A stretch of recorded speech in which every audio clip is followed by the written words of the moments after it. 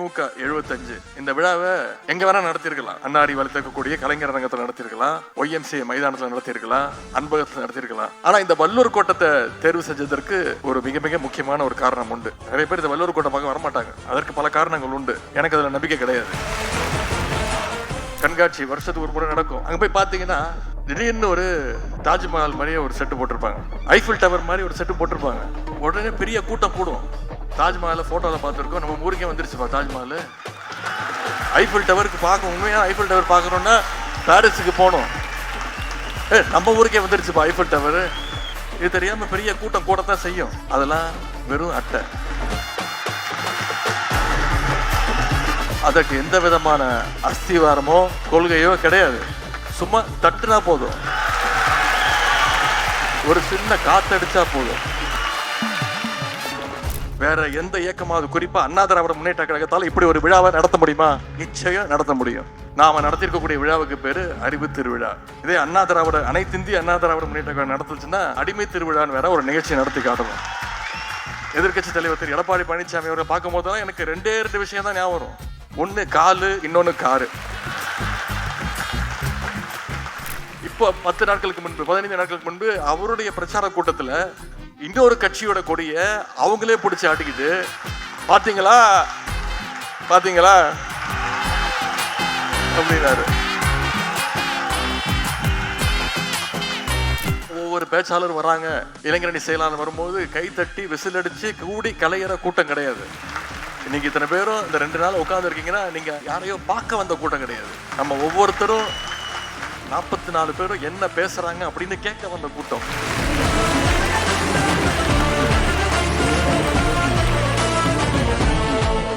திராவிட முன்னேற்ற கழகம் தொடங்கப்பட்டு 75 ஆண்டுகள் முடித்து இப்போ 76வது ஆண்டுல நாம நடைபோட்டு கொண்டிருக்கிறோம். அதை கொண்டாடுகின்ற வகையில ஒரு நிகழ்ச்சி திமுக 75 DMK 75 என்ற இந்த சிறப்புக்குரிய விழாவை இளைஞரின் சார்பாக நடத்துவதில் நான் மிகுந்த மகிழ்ச்சி அடைகின்றேன், பெருமை அடைகின்றேன். இந்த நிகழ்ச்சியை நடத்துவதற்கு அனுமதி வழங்கியதோடு மட்டுமல்லாமல் அதற்கான கைடன்ஸ் வழிகாட்டுதல்களையும் வழங்கி இந்த நிகழ்ச்சி இவ்வளவு சிறப்பாக வெற்றி பெற அனுமதி கொடுத்த, நம்முடைய கலந்து கொண்டு சிறப்பித்த, புத்தகத்தை வெளியிட்ட நம்முடைய கழக தலைவர் மாண்பு முதலமைச்சர் அவர்களுக்கும், கழகத்துடைய பொதுச் செயலாளர் நீர்வளத்துறை அமைச்சர் துரைமுருகன் மாமா அவர்களுக்கும், முதல்ல தலைமை கழகத்திற்கும் இளைஞரின் சார்பாக முதல்ல எங்களுடைய நன்றியை நாங்கள் தெரிவித்துக் கொள்கின்றோம். 2 நாள் நிகழ்ச்சி பேசுறவங்க எல்லாம் பாராட்டி வாழ்த்தி பேசியிருக்கிறாங்க. பலர் மேடையிலே வாழ்த்தி இருக்கிறாங்க. பலர் என்ன நேரில் சந்திக்கும் போது சிறப்பான முயற்சி அப்படின்னு பலர் வாழ்த்தி இருக்கிறாங்க. இந்த நிகழ்ச்சியை ஏற்பாடு செய்தது, நடந்தது எல்லாமே காலத்தின் கட்டாயம் கருதி தான் இன்னைக்கு இந்த நிகழ்ச்சி நடத்தப்பட்டிருக்கு. DMK 75 திமுக 75 இந்த விழாவை எங்க வேணா நடத்திருக்கலாம். அன்னாரி வளர்த்திருக்கக்கூடிய கலைஞர் அரங்கத்தில் நடத்திருக்கலாம், YMCA மைதானத்தில் நடத்திருக்கலாம், அன்பகத்தில் நடத்திருக்கலாம். ஆனா இந்த வல்லூர் கோட்டத்தை தேர்வு செஞ்சதற்கு ஒரு மிக மிக முக்கியமான ஒரு காரணம் உண்டு. நிறைய பேர் இந்த வல்லூர் கோட்டை பார்க்க வரமாட்டாங்க. அதற்கு பல காரணங்கள் உண்டு. எனக்கு அதுல நம்பிக்கை கிடையாது. பலர் வர தயங்கின யோசிச்ச இடம் இந்த வல்லூர் கோட்டம். கலைஞருக்கும் வல்லூர் கோட்டத்திற்கும், திராவிட முன்னேற்ற கழகத்திற்கும் இந்த வல்லூர் கோட்டத்திற்கும் எந்த அளவுக்கு நெருக்கமோ தொடர்பு என்பதற்கு இங்க நான் உங்களுக்கு விளக்கி சொல்ல நான் விரும்புகின்றேன். தமிழர்களுடைய மிக மிக முக்கியமான ஒரு பண்பாட்டு அடையாளமாக இருக்கக்கூடிய இந்த வல்லூர் கோட்டத்திற்கு 1973ஆம் ஆண்டு 1973 அப்போ அந்த வருஷத்துல தான் கலைஞர் அவர்கள் அடிக்கல் நாட்டினார். கலைஞர் அவர்கள் இந்த வல்லூர் கோட்டத்தை பார்த்து கட்டினார். 1976ஆம் ஆண்டு பிப்ரவரி மாதத்துல இதனை திறக்கிறதுக்காக அப்போ இருந்த முதலமைச்சராக இருந்த கலைஞர் அவர்கள் தேதி கூட கொடுத்துட்டார். ஒன்றிய அரசு எமர்ஜென்சியை தமிழ்நாட்டுக்குள்ள கொண்டு வந்தாங்க, ஆட்சியை கலைச்சிட்டாங்க. அப்புறம் கலைஞர் அவர்களுக்கு அழைப்பதை கூட கொடுக்கல. அன்றைய ஆளுநர் தலைமையில அப்போதைய குடியரசுத் தலைவர் அவர்கள் வந்து இந்த வல்லூர் கோட்டத்தை திறந்து வச்சாங்க. கலைஞரை சுத்தமா புறக்கணிச்சிட்டாங்க, கூப்பிட கூட இல்லை அந்த நிகழ்ச்சிக்கு. கலைஞர் அவர்கள் அந்த அடிக்கல் நாட்டும் போது ஒரு கல் வச்சிருந்தாங்க, அந்த கல்லை கூட அப்புறப்படுத்திட்டாங்க. அப்போ கலைஞர் அவர்கள் முரசொலியில ஒரு கடிதம் எழுதினார், உடன்பிறப்புகளுக்கு ஒரு கடிதம். அதில் எழுதியிருக்காரு, தான் வளர்த்து ஆளாக்கிய பிள்ளைக்கு திருமணம் நடக்கும் போது தாலி கட்டுகின்ற காட்சியை காணாமல் பந்தலுக்கு வெளியே ஒரு தாய் நிறுத்தப்பட்டால் எப்படி இருக்குமோ அப்படி தவிக்கின்றது என்னுடைய மனசு அப்படின்னு கலைஞர் அந்த நேரத்தில் முரசொலியில் எழுதினார். அந்த சம்பவம் நடந்த பிறகு சரியாக 13 ஆண்டுகளுக்கு பிறகு மீண்டும் கலைஞர் அவர்கள் முதலமைச்சராக பொறுப்பேற்றார். திராவிட முன்னேற்ற கழகம் ஆட்சி அமைச்சது. அப்போ கலைஞர் அவர்கள் இதே வள்ளுவர் கோட்டத்துல தான் பதவியேற்பு விழாவை நடத்தி தான் முதலமைச்சராக பொறுப்பேற்றுக் கொண்டார். இதுல இருந்து ஒரே ஒரு விஷயத்தை மட்டும் நான் சொல்லிக்கொள்ள விரும்புகின்றேன். நம்முடைய இயக்கத்தை யார் வீழ்த்த நினைத்தாலும் உங்க திட்டம் தமிழ்நாட்டில் இங்க பலிக்காது அப்படின்னு உணர்த்துகிற இடம்தான் இந்த வள்ளுவர் கோட்டம். இது வெறும் வள்ளுவர் கோட்டம் மட்டும் இல்ல, கழகத்துடைய வெற்றி கோட்டம் அப்படின்னு நம்ம சொல்லலாம். இதை கலைஞர் கட்டினார் அப்படிங்கிற ஒரே காரணத்துக்காக சென்ற அதிமுக ஆட்சியில கிட்டத்தட்ட 10 வருடங்கள் எந்த பராமரிப்பும் இல்லாம, பொதுமக்கள் அனுமதி இல்லாம, சென்னையில் இருக்கக்கூடியவர்களுக்கு இந்த இடத்த 5 வருஷத்துக்கு முன்னாடி பார்த்தவங்களுக்கு இந்த இடம் எப்படி இருந்ததுன்னு உங்களுக்கு தெரியும். ஆனா 2021 நம்முடைய கழக ஆட்சி அமைஞ்ச பிறகு நம்முடைய தலைவர் அவர்கள் கிட்டத்தட்ட 80 கோடி ரூபாய் ஒதுக்கீடு பண்ணி இந்த வள்ளுவர் கோட்டத்தை ரெனோவேட் பண்ணார், புதுப்பிச்சார். இதுல இருந்து புரிந்து கொள்ள வேண்டியது ஒன்னே ஒண்ணுதான். 50 ஆண்டுகளுக்கு முன்பு கலைஞர் கட்டிய வள்ளுவர் கோட்டத்தை நம்முடைய முதலமைச்சர், நம்முடைய தலைவர் அவர்கள் புதுப்பிச்சு நவீனமய ஆக்கி வச்சிருக்கிறாரு. இப்போ அதே மாதிரி 75 ஆண்டுகளுக்கு முன்பு தொடங்கப்பட்ட நம்முடைய திராவிட முன்னேற்ற கழகத்தையும் நம்முடைய தலைவர்கள் இன்னைக்கு இருக்கக்கூடிய current generation, young generation connect ஆகிற மாதிரி நவீனமயப்படுத்தி இன்னைக்கு இருக்கக்கூடிய இளைஞர்களுக்கும் நம்முடைய கழகத்தை தொடர்பு ஏற்படுத்தி வச்சிருக்கிறார். இந்த அறிவு திருவிழாவை தொடங்கி வைத்து பேசிய கழக தலைவர் அவர்கள் இந்த விழாவை ஒவ்வொரு ஆண்டும் நடத்த வேண்டும் அப்படின்னு இளைஞரணிக்கு கட்டளை இட்டிருக்கிறார். நிச்சயம் இனி வருகின்ற ஒவ்வொரு ஆண்டும் இளைஞரணி சார்பாக அறிவு திருவிழா நிச்சயமாக நடத்தப்படும். இளைஞரணியினுடைய பல்வேறு பணிகளை நம்முடைய தலைவர் அவர்கள் வாழ்த்தி பேசினாங்க. ஒரு மகனாக ஒரு தந்தையிடம் அவருடைய பாராட்டுகளை பெறுவதற்கு நான் தொடர்ந்து இன்னும் முயற்சி செய்து கொண்டுதான் இருக்கின்றேன். ஆனால் ஒரு சட்டமன்ற உறுப்பினராக, விளையாட்டுத்துறை சிறப்பு திட்ட செயலாக்கத்துறையினுடைய அமைச்சராக 1-2 முறை பாராட்டுகளை நான் பெற்றிருக்கிறேன். துணை முதலமைச்சராக ஒரு 2-3 முறை அவருடைய பாராட்டுகளை நான் பெற்றிருக்கிறேன். அப்பொழுதெல்லாம் மனசுக்குள்ள உள்ள ஒரு மகிழ்ச்சி இருக்கும். ஆனா இளைஞரணி செயலாளராக என்னுடைய பணிகளை அவர் பார்த்து அதை ரெக்கக்னைஸ் பண்ணி அதை பாராட்டும் பொழுது அதை நான் என்னுடைய வாழ்நாள் பெருமையாக நான் கருதுகின்றேன். ஏன்னா இளைஞரணிங்கிறது அவருடைய குழந்தை. பலமுறை நான் சொல்லியிருக்கிறேன், எத்தனையோ நிகழ்ச்சியில கலந்து கொண்டாலும், சட்டமன்ற உறுப்பினராக இருந்தாலும் சரி, அமைச்சராக இருந்தாலும் சரி, துணை முதலமைச்சராக இருந்தாலும் சரி, எத்தனை பொறுப்புகள் வந்தாலும் என்னுடைய மனசுக்கு மிக மிக நெருங்கிய பொறுப்பு, உயர்ந்த பொறுப்பாக நான் கருதுவது கழகத்துடைய இளைஞரணி செயலாளர் என்ற இந்த பொறுப்பு தான். தலைவர் அவர்கள் ஒவ்வொரு முறையும் பாராட்டும் பொழுது நாம இன்னும் அதிகமாக உழைக்க வேண்டும், இன்னும் அதிகமாக ஓட வேண்டும் அப்படின்ற அந்த உத்வேகம் தான் எனக்கு ஏற்படுது. தலைவர் பாராட்டுறாருன்னா அவர் என்ன மட்டும் பாராட்டல, ஒட்டுமொத்த இளைஞரனுடைய பணிகளை சேர்த்துதான், உங்க அத்தனை பேரையும் சேர்த்துதான் பாராட்டுறார். தமிழ்நாடு முழுக்க இருக்கக்கூடிய அத்தனை நிர்வாகிகள், அத்தனை இளைஞரணி தம்பிமார்கள், உங்க அத்தனை பேருக்கும் அந்த பாராட்டு சேரும். அந்த எனர்ஜியோட தான் இன்னைக்கு இந்த அறிவு திருவிழாவை நம்ம நடத்திட்டு இருக்கோம். மிக மிக முக்கியமான ஒரு காலகட்டத்தில் நடத்திட்டு இருக்கிறோம். இன்னைக்கு கொள்கையற்ற ஒரு கூட்டமும் தமிழர் விரோத பாசிச கும்பலும் இன்னைக்கு தமிழ்நாட்டை குறி வச்சிருக்கிறாங்க. அதனாலதான் இது காலத்தின் கட்டாயம் அப்படின்னு நான் சொன்னேன். இந்த அறிவு திருவிழாவை ஒரு கடமையாக நம்ம செஞ்சிருக்கிறோம். இந்த 2 நாள் நிகழ்ச்சியில இருவண்ண கொடிக்கு வயது 75 என்ற தலைப்புல கருத்தரங்கம், முற்போக்கு புத்தக கண்காட்சி, திமுக வரலாற்று கண்காட்சி போன்ற நிகழ்ச்சிகள்லாம் சிறப்பா நடத்தியிருக்கிறோம். ஒரு வரலாற்று நூலை, ஒரு வரலாற்று ஆவணமாக மக்களுக்கு கொடுத்திருக்கிறோம். முத்தமிழர் பதிப்பகம்னு ஒரு பதிப்பகத்தை ஏற்கனவே துவங்கி பல்வேறு புத்தகங்கள் அச்சடிச்சு கொடுத்திருக்கிறோம். புக் எக்ஸிபிஷன் தொடர்ந்து கலந்துகிட்டு இருக்கிறோம். இந்த முறை இந்த புத்தகத்தை கிட்டத்தட்ட 5000 புக்கு முதல் பதிப்பு பிரிண்ட் பண்ணோம். இந்த 2 நாள்ல மட்டும் இது வரைக்கும் கிட்டத்தட்ட 4000 புத்தகங்கள் ஏற்கனவே விற்றுவிட்டது. கழகத்துடைய தீர்மான குழு செயலாளர் அண்ணன் அக்ரி கணேசன் அவர்கள் ஒரு வேண்டுகோள் கடிதத்தையும் என்னிடத்துல கொடுத்திருக்கிறார். வேண்டுகோள் மட்டுமல்ல, அதோடு சேர்ந்து ஒரு 10 லட்சம் ரூபாய்க்கான ஒரு செக்கையும் கொடுத்திருக்கிறார். அவர் கொடுப்பதற்கு முன்பே நான் முடிவு செய்து விட்டேன், அடுத்தடுத்த வருடங்கள்ல நிச்சயம் அறிவு திருவிழா நடக்க வேண்டும். சென்னையில மட்டுமே நடத்தாதீங்க, வெவ்வேறு மாவட்டங்கள் நடத்துங்க. அப்படி நடத்துனீங்கன்னா இந்த செக்கை நீங்க பயன்படுத்திக்கோங்க அப்படின்னு ரொம்ப தெளிவா அவரு அந்த கடிதத்தில் எழுதி எனக்கு கொடுத்திருக்கிறார். நிச்சயம் அடுத்த வருடம் வேறு மாவட்டங்கள் நடத்திவிட்டு அந்த செக்கை நாங்கள் டெபாசிட் செய்கின்றோம். இந்த நிகழ்ச்சி மட்டுமல்ல, இளைஞரணியுடைய ஒவ்வொரு நிகழ்ச்சியும், ஒவ்வொரு பணியும், செயல்பாடும் கொள்கை வழியில இருக்கணும்னா எல்லா பணிகளையும் நானும் நம்முடைய துணை செயலாளர்கள் அத்தனை பேரும் அதை பிளான் பண்ணி அதை திட்டமிட்டு தான் அதை செஞ்சு கொண்டிருக்கிறோம். இளைஞரணியின் சார்பாக ஒவ்வொரு சட்டமன்ற தொகுதியிலும் கலைஞர் நூற்றாண்டு நூலகம், முத்தமிழறிஞர் பதிப்பகம், முரசொலியில பாசறை பக்கம், 200க்கும் அதிகமான இளம் பேச்சாளர்களை தேர்வு செஞ்சு அவங்க தொடர்ந்து கண்காணிக்கிறது, அவங்களுக்கு பயிற்சி கொடுக்கிறது, கலைஞர் மாணவர் பத்திரிகையாளர் திட்டம், இப்படி பல்வேறு பணிகளை இளைஞரணி செஞ்சுட்டு வருது. இதுதான் கொள்கை வழிபடுத்துறது, இதுதான் நம்முடைய கலைஞர் நமக்கு சொல்லிக் கொடுத்தது. இந்த புத்தக காட்சியை நாங்க திட்டமிடும் போது ஒரு சின்ன கருத்து வேறுபாடுகள் இருந்தது. என்ன மாதிரி புத்தகங்கள் இதுல இடம்பெறலாம்? அப்போ சிலர் சொன்னாங்க, வெறும் திராவிட இயக்க கருத்துக்களை மட்டுமே தெரிவிக்கின்ற புத்தகங்கள் இருக்கணும் அப்படின்னு சிலர் கருத்து சொன்னாங்க. தலைவர்கிட்ட போய் சொன்னோம், கேட்டோம் எப்படிப்பட்ட புத்தகங்கள் இடம்பெறலாம் அப்படின்னு. தலைவர் சொன்னாரு, இல்ல இல்ல அது தவறு, எல்லா விதமான கருத்துக்களும், எல்லா விதமான அரசியல் கருத்துக்களையும் நம்முடைய இளைஞர்கள்கிட்ட நீங்க கொண்டு போய் சேர்க்கணும். அதனால எல்லா முற்போக்கு கொண்டு அந்த புத்தக பதிப்பங்களையும் நீங்க ஒரே இடத்துல நீங்க அந்த புத்தக கண்காட்சி ஏற்பாடு செய்யணும்னு நம்முடைய தலைவருடைய உத்தரவை கேட்டு இன்னைக்கு அந்த முற்போக்கு புத்தக கண்காட்சியை நாங்க செஞ்சிருக்கிறோம். ஏன்னா இன்னைக்கு இருக்கக்கூடிய இளைஞர்கள் திராவிட தத்துவத்தை மட்டும் தெரிஞ்சுக்கிட்டா போதாது, மற்ற முற்போக்கு தத்துவங்களையும் கருத்துக்களையும் அவங்க உள்வாங்கிக்கணும், தெரிஞ்சுக்கணும். இன்னும் சொல்ல போனா நம்ம எல்லாம் விமர்சனம் செய்யக்கூடிய கருத்துக்களையும் நூல்களையும் நம்முடைய இளைஞர்கள் தம்பிமார்கள் நீங்க படிக்கணும். நான் உட்பட சொல்றேன், அனைவரும் படிக்கணும். ஒவ்வொரு பேச்சாளர் வராங்க, இளைஞரணி செயலாளர் வரும்போது கை தட்டி விசில் அடிச்சு கூடி கலையிற கூட்டம் கிடையாது. இன்னைக்கு இத்தனை பேரும் இந்த 2 நாள் உட்கார்ந்து இருக்கீங்கன்னா நீங்க யாரையோ பார்க்க வந்த கூட்டம் கிடையாது. நம்ம ஒவ்வொருத்தரும் 44 பேரும் என்ன பேசுறாங்க அப்படின்னு கேட்க வந்த கூட்டம், கொள்கை கூட்டமாக இருக்க வேண்டும். நம்முடைய தலைவர்கள் கலைஞராக இருக்கட்டும், பேரறிஞர் அண்ணாவா இருக்கட்டும், தந்தை பெரியாரா இருக்கட்டும், எல்லாருமே மாற்று கருத்து அதையும் கேட்பாங்க, காது கொடுத்து கேட்பாங்க, மாற்று கருத்து கொண்ட நூல்களையும் படிச்சாங்க. அதனால எதிரிகள், இன எதிரிகள் எந்த விதமான விமர்சனங்களையும் எந்த விதமான கேள்விகளையும் கேட்டா அதற்கு உடனே டான் பதில் சொல்லக்கூடியவர் நம்முடைய கலைஞர். அந்த திறமையை அவர் வளர்த்துக்கிட்டார். திராவிட முன்னேற்ற கழகம் தொடங்கப்பட்டது, கலைஞர் அரசியலுக்கு வந்தது வெறும் ஆட்சியை பிடிக்கிறதுக்காகவோ பதவியில் இருக்கிறதுக்காகவோ கிடையாது.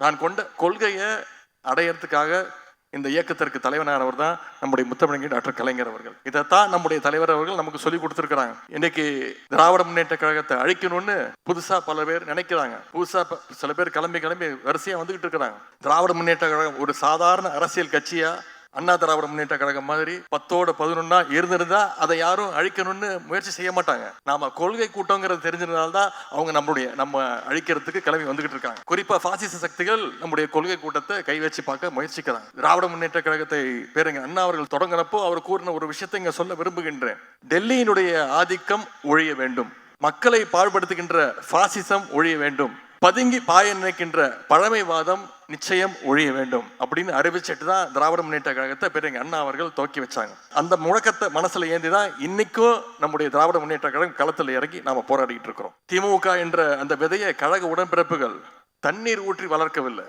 வியர்வை சிந்தி ரத்தத்தை சிந்தி தங்களுடைய உயிரையே உரமாக்கி வளர்த்த கழகம் திராவிட முன்னேற்ற கழகம்.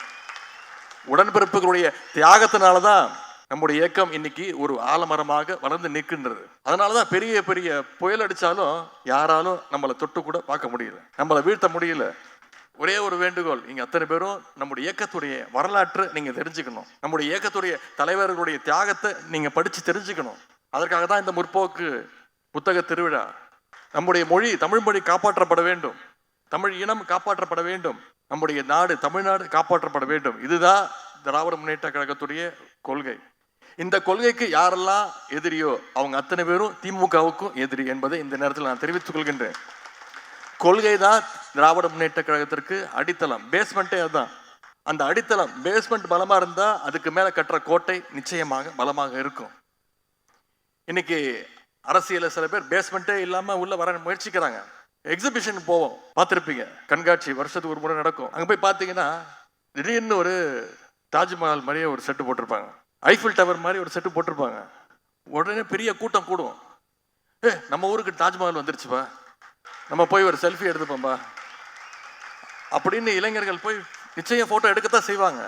அவ்வளோ ஆர்வம். தாஜ்மஹாலை போட்டோவில் பார்த்துருக்கோம், நம்ம ஊருக்கே வந்துருச்சுப்பா தாஜ்மஹால். ஐஃபில் டவருக்கு பார்க்கணும், உண்மையான ஐஃபில் டவர் பார்க்கணுன்னா பாரிஸுக்கு போகணும், நம்ம ஊருக்கே வந்துருச்சுப்பா ஐஃபில் டவர். இது தெரியாம பெரிய கூட்டம் கூடத்தான் செய்யும். அதெல்லாம் வெறும் அட்டை.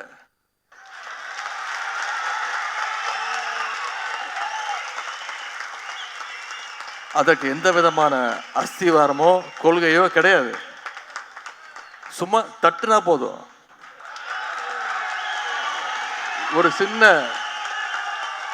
ஒரு சின்ன காத்தடிச்சா போதும்.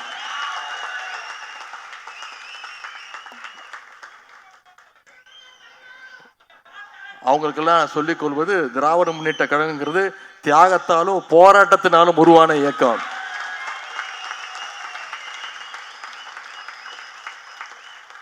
எமர்ஜென்சியை பார்த்த கழகம் திராவிட முன்னேற்ற கழகம். எமர்ஜென்சியை பார்த்த தலைவர் எங்களுடைய கழக தலைவர் அவர்கள், முதலமைச்சர் அவர்கள். எமர்ஜென்சி காலத்தில் இன்னொரு விஷயம் நடந்தது, இங்கே குறிப்பிட விரும்புகின்றேன், பதிய வைக்க விரும்புகின்றேன் இளைஞரணி தம்பிமார்களையும் தெரிஞ்சுக்கணும். எமர்ஜென்சி காலத்தில் ஒன்றிய அரசு என்ன பண்ணுச்சு, மாநில கட்சிகள் எல்லாம் தடை செய்யணும், பேன் பண்ணணும் அப்படின்னு முடிவெடுத்தாங்க. உடனே அண்ணா திராவிட முன்னேற்ற கழகம் என்ன தெரியுமா பண்ணாங்க, கட்சி பேரை மாத்திட்டாங்க. ஏதோ உத்தரப்பிரதேசத்துலையும் ராஜஸ்தான்லையும் உங்களுக்கு கிளை இருக்கிற மாதிரி அண்ணா திராவிட அனைத்து இந்திய அண்ணா திராவிட முன்னேற்ற கழகம்னு கட்சி பேரை மாத்திட்டாங்க. இதுதான் திமுகவுக்கும் அதிமுகவுக்கும் இருக்கக்கூடிய வித்தியாசம். ஆனா நம்முடைய தலைவர், அப்போது தலைவர் கலைஞர் என்ன தெரியுமா பண்ணாரு, என்ன தெரியுமா சொன்னாரு, வாழ்ந்தாலும் நான் கழகத்தோடு தான் வாழ்வேன், வீழ்ந்தாலும் நான் கழகத்தோடு தான் வீழ்வேன்னு சொல்லி எங்களுடைய இயக்கத்துடைய பெயர் என்றைக்கும் திராவிட முன்னேற்ற கழகம் தான், என்ன வந்தாலும் பார்த்துக்கலாம் நின்னவர் கலைஞர் அவர்கள். அதை மாத்துறதுக்கு இடம் இல்லைன்னு சொன்னார். கலைஞர் அன்னைக்கு காட்டிய அதே உறுதியோட இன்னைக்கு நம்முடைய தலைவர் நம்முடைய இயக்கத்தை இன்னைக்கு வழி நடத்தி கொண்டிருக்கிறார். நம்ம எல்லாம் இன்னும் சொல்ல போனா கொள்கை தான் வழி நடத்துக்குது, நம்மள கொள்கை வழி நடத்துது. ஆனா எதிர்கட்சி தலைவர் திரு எடப்பாடி பழனிசாமி அவர்களை பயம் வழி நடத்துது. நம்ம தைரியமா சொல்லலாம், திமிரா சொல்லலாம். 1120 பக்கங்கள் கொண்ட புத்தக கண்காட்சி, 10 அமர்வுகள், 44 சிறப்பு பேச்சாளர்கள், 2 நாள் அறிவு திருவிழாவை நடத்தி காட்டியிருக்கிறோம். வேற எந்த இயக்கமாவது, குறிப்பா அண்ணா திராவிட முன்னேற்ற கழகத்தால் இப்படி ஒரு விழாவை நடத்த முடியுமா? நிச்சயம் நடத்த முடியும். நாம நடத்திருக்கக்கூடிய விழாவுக்கு பேரு அறிவு திருவிழா. இதே அனைத்து இந்திய அண்ணா திராவிட முன்னேற்ற கழகம் நடத்துச்சுன்னா நடத்தலாம். அவங்களால அடிமை திருவிழான்னு வேற ஒரு நிகழ்ச்சி நடத்தி காட்டலாம். அந்த அளவுக்கு சொல்லுவாங்க, கஞ்சத்திலையும் கஞ்சம், பெரிய கஞ்சம், கடைஞ்செடுத்த கஞ்சன்னுவாங்க. அது மாதிரி ஒரு கடைந்தெடுத்த அடிமைனா அனைத்து இந்திய அண்ணா திராவிட முன்னேற்ற கழகத்துடைய தலைவர், நிரந்தர பொதுச் செயலாளர் திரு எடப்பாடி பழனிசாமி அவர்கள் தான். அதனாலதான் அதிமுக அவங்களுடைய ஓனர்ஸ் பாசிச பாஜகவால் நேரடியாக தமிழ்நாட்டுக்குள்ள கால் எடுத்து வைக்க முடியல. அதனால வேற வேற வேஷத்தை போட்டு வராங்க.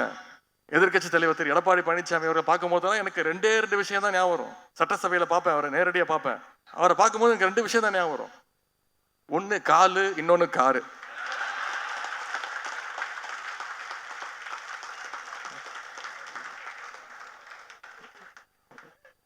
ஒரு கட்சி தலைவர், நம்மளை பொறுத்த வரைக்கும் நிரந்தர தலைவர், இப்படி இன்னொரு கட்சி தலைவரை பார்க்கறதுக்கு எந்த ஊர்லயாவது இப்படி ஒரு கூத்து நடக்குமா? 4 கார் மாறி மூஞ்ச மூடிக்கிட்டு, அதே மாதிரி காலு. அந்த அம்மா ஜெயலலிதா அம்மா இருந்த வரைக்கும் அந்த அம்மா காலு. அந்த அம்மா இறந்த பிறகு அந்த அம்மாவுடைய சகோதரி, உடன்பிறவா சகோதரி அம்மையார் சசிகலாவோட காலு. அந்த அம்மையார் ஊழல் வழக்கில் தண்டிக்கப்பட்டு ஜெயிலுக்கு போனோடனே திரு டிடிவி தினகரன் காலு. அதுக்கப்புறம் கொஞ்ச நாள் ப்ரமோஷன் வாங்கி டெல்லிக்கு போய் திரு மோடியோடைய காலு, திரு அமித்ஷாவுடைய காலு. அது டி ப்ரமோட்டு. டெல்லியிலிருந்து திருப்பி டி ப்ரமோஷன் வாங்கி இங்க திரு ஜெயதீபா அவங்க காலு. இன்னைக்கு விழுந்தது பத்தலன்னு புது கால் தேடிட்டு இருக்கிறாரு. அதிமுக தொண்டர்களை பார்க்கும்போது நமக்கெல்லாம் கொஞ்சம் பாவமா தான் இருக்கு. திரு எடப்பாடி பழனிசாமி அவர்கள் அதிமுக தொண்டர்களை தொடர்ந்து ஏமாத்திட்டு வர்றாரு. என்ன சொன்னாரு, 1 மாதத்துக்கு முன்பு, 20 நாட்களுக்கு முன்பு, ஒரு மிக பிரம்மாண்டமான கட்சி நம்மளோட கூட்டணிக்கு வரப்போகுதுன்னு அடிச்சு விட்டாரு. இப்போ 10 நாட்களுக்கு முன்பு, 15 நாட்களுக்கு முன்பு அவருடைய பிரச்சார கூட்டத்துல இன்னொரு கட்சியோட கொடிய அவங்களே பிடிச்சி ஆட்டிக்கிட்டு, பாத்தீங்களா பாத்தீங்களா அப்படின்னாரு.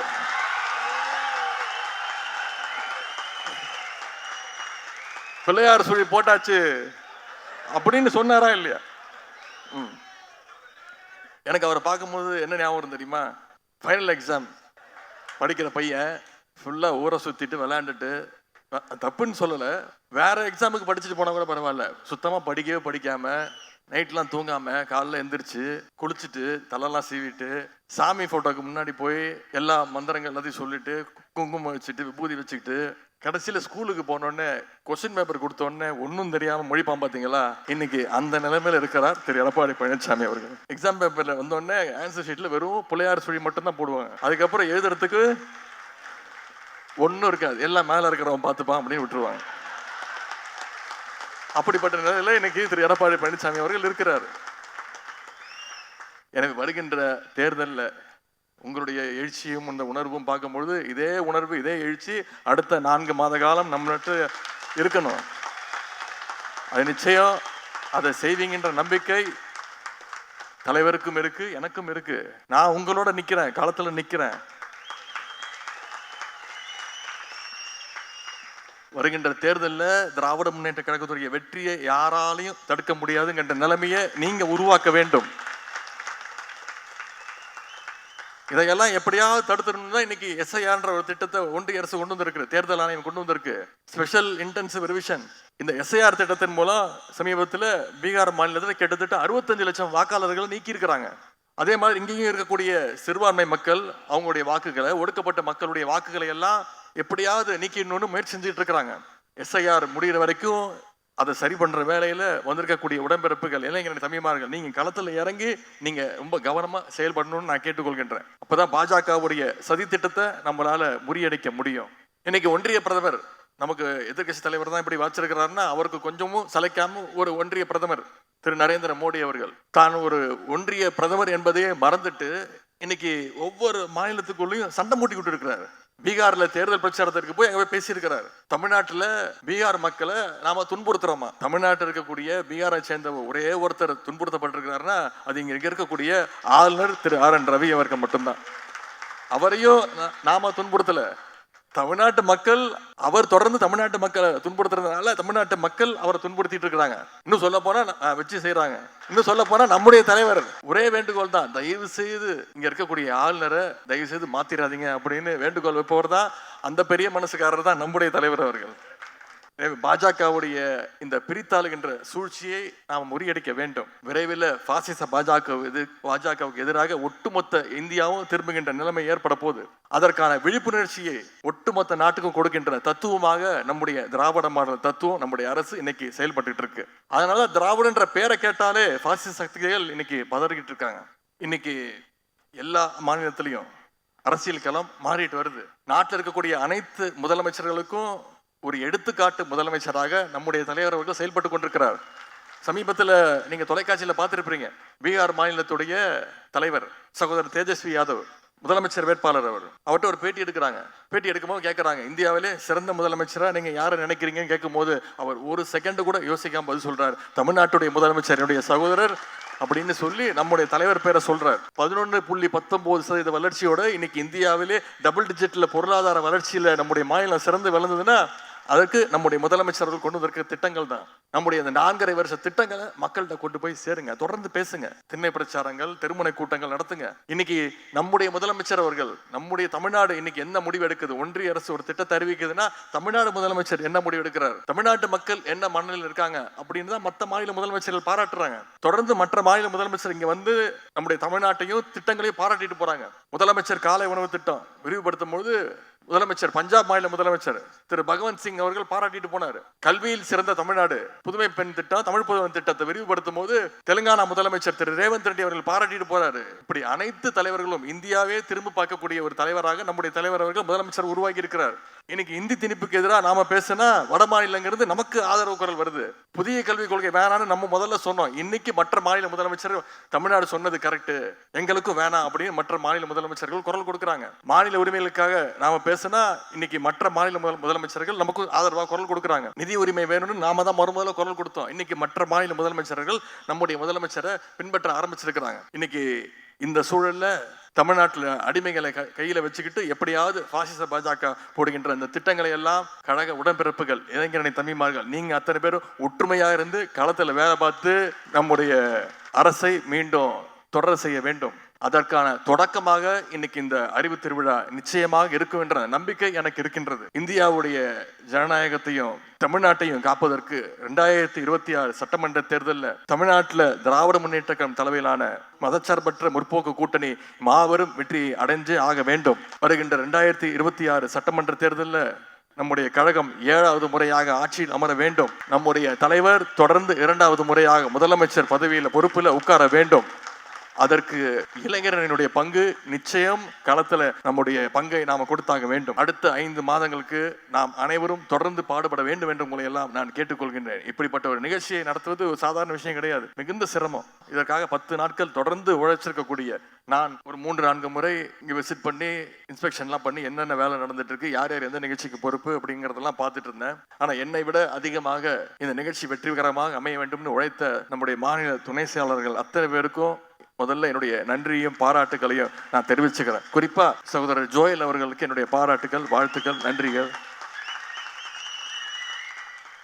இந்த அறிவு திருவிழாவை மிகச்சிறப்பாக ஒருங்கிணைத்த அனைத்து துணை செயலாளர்களுக்கும், நூல் உருவாக்க குழுவினர் அத்தனை பேருக்கும், கழக நிர்வாகிகள் அத்தனை பேருக்கும், அமைப்பாளர்கள், துணை அமைப்பாளர்கள் அத்தனை பேருக்கும், நேற்று காலை கலந்து கொண்ட நம்முடைய கூட்டணி கட்சி தலைவர்கள் அத்தனை பேருக்கும், பதிப்பகத்தார், எழுத்தாளர்கள், கலைக்குழுவினர்கள், வந்திருக்கக்கூடிய இளம் பேச்சாளர்கள், இளைஞரணி உள்ளிட்ட அனைத்து அணிகளையும் சேர்ந்த என் அருமை சகோதரர்கள் சகோதரிகள் உங்க அத்தனை பேருக்கும், ஆய்வாளர்களுக்கும், திரு அன்பகம் செந்தில் அவர்களுக்கும், அன்பகத்திலிருந்து பணியாற்றிய அனைத்து ஒருங்கிணைக்கக்கூடிய அனைத்து பணியாளர்கள் அத்தனை பேருக்கும் மீண்டும் என்னுடைய பாராட்டுகளையும் வாழ்த்துக்களையும் நன்றியும் தெரிவித்து, இந்த அறிவு திருவிழா நிச்சயம் வெல்லும், அதை 2026 சட்டமன்ற தேர்தல் வெற்றி நிச்சயம் நமக்கு சொல்லும் என்று கூறி வாய்ப்புக்கு நன்றி கூறி விடைபெறுகின்றேன். நன்றி, வணக்கம்.